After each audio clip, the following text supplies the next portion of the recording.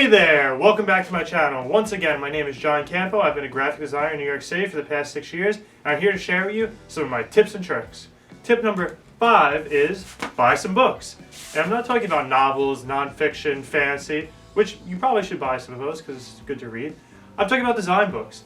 And what I mean by that is these large format curated books by professional companies where they put together designs that are just great, professional, perfect, and everything that you could use for inspiration.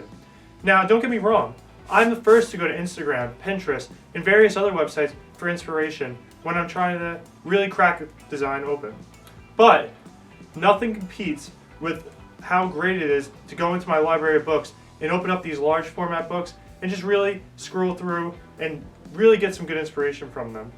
Now, the difference between your Instagram feed and a book is, like I said before, these books are curated by professionals. You're not going to get anything crappy in there. You're going to get grade A work.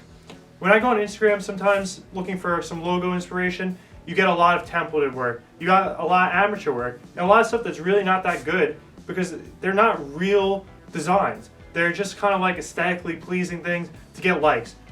Fine, but if you're a real designer, you're trying to solve problems and you're trying to have a professional solution. Nothing's going to compare to a curated book. Yes, there are curated websites. I'm not saying those are not good, but you should always have a collection of books to reference. Those websites, Instagram feed, Pinterest, those should be supplemental to this library you have.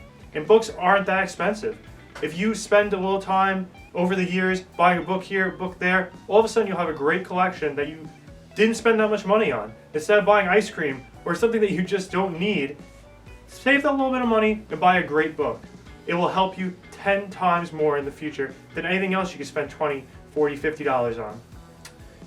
So yeah, I really hope you enjoyed. That's design tip number 5.